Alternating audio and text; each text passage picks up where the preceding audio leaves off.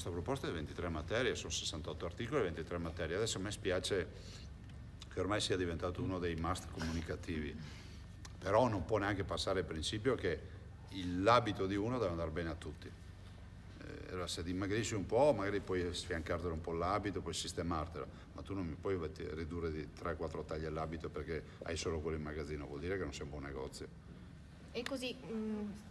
Ma guardi, intanto solo i pessimisti non fanno fortuna, figuratevi, cioè io sono bersagliato quotidianamente da gente che mi dà tutte le soluzioni per l'autonomia, però quando c'era da fare il referendum tutti dicevano che era impossibile farlo. Oggi noi diciamo che abbiamo celebrato il referendum.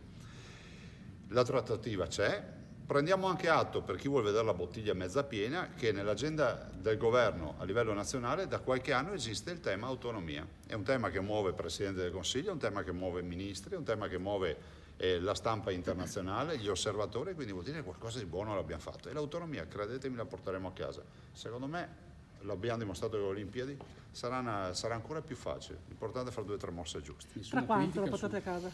Io spero sempre subito, poi ci sono sempre i facinorosi che hanno sempre le soluzioni ad effetto, ma la verità è che si prendono più mosche col miele che con l'aceto, ditelo in giro. Nessuna critica su come... No, guardi, il ministro Stefani ha fatto un lavoro strepitoso.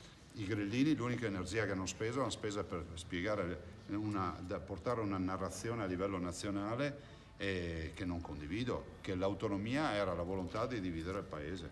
E questo ci ha penalizzato perché mi metto nei panni di un cittadino del sud, di un disoccupato, di un cittadino che vede che i suoi servizi nella sua città al sud non funzionano e si sente dire da autorevoli esponenti del governo che l'autonomia è la secessione dei ricchi. È ovvio che signora Maria che a casa qualche punto interrogativo se lo mette. Perché adesso dovrebbero dire di sì?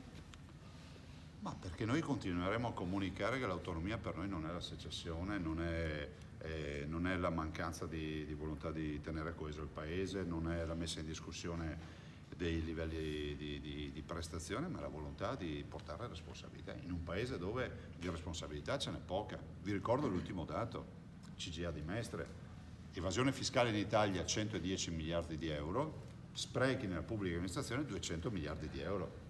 Se noi prendiamo i 200 miliardi di euro di sprechi nella pubblica amministrazione e li dedichiamo al rilancio del paese, all'autonomia, ai livelli essenziali di prestazione, abbiamo già risolto il problema. E ve ne ricordo uno ultimo, che secondo me è abominevole, che l'ex ministro Lezzi dichiari candidamente da ex ministro che sa di una regione del sud che ha 180 milioni di euro di finanziamenti europei del 2006-2009 ancora da spendere, però dice candidamente che non dirà mai il nome, quindi invito il ministro Lezzi a dirci il nome di quella regione perché quei soldi sono anche nostri. C'è un'idea di percentuale?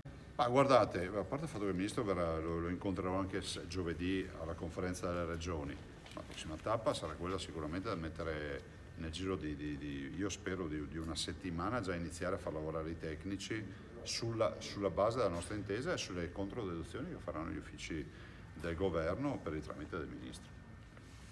Va bene ragazzi? No, guardate no. Il ministro andrà a chiedere inviterà tutti i presidenti di regione a chiedere l'autonomia, ci ha detto. Questo potrebbe, non so, interferire, prolungare. No, mio discepolo, io l'ho sempre detto, andate a controllare le dichiarazioni, qua non c'è, io l'ho sempre detto, guardate, l'autonomia è una grande opportunità per tutti, insomma, voglio ricordarvi che l'ho detto dai palchi, da tutte le sedi, l'ho detto anche in Parlamento, l'ho detto se tutti chiedono l'autonomia finalmente la foresta che cresce, che non ha voce al sud, il popolo, riuscirà a controllare i propri amministratori. Quando tu leggi sono 200 miliardi di sprechi e vedi che a casa tua continui a non avere modo di sbarcare il lunario, non hai servizi, ti chiedi ma scusa, ma è colpa di chi? L'autonomia diventa un benchmark, diventa un modo, il termometro per capire se hai un lazzarone che ti governa oppure no. Ma quindi oggi hai percepito meno intransigenza rispetto a quello che si aspettava?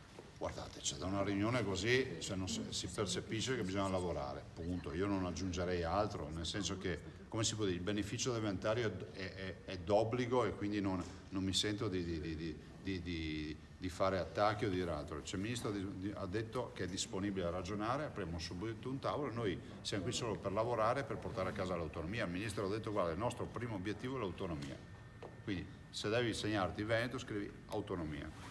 E dopo sottoscrivi tutto quello che vuoi, scrivete quello che volete, ma noi vogliamo l'autonomia.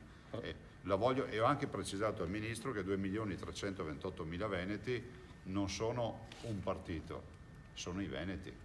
E questa autonomia non è l'autonomia di un partito o della politica, l'autonomia dei veneti. Non esiste un partito in Veneto che ha 2.328.000 voti. Prossima tappa?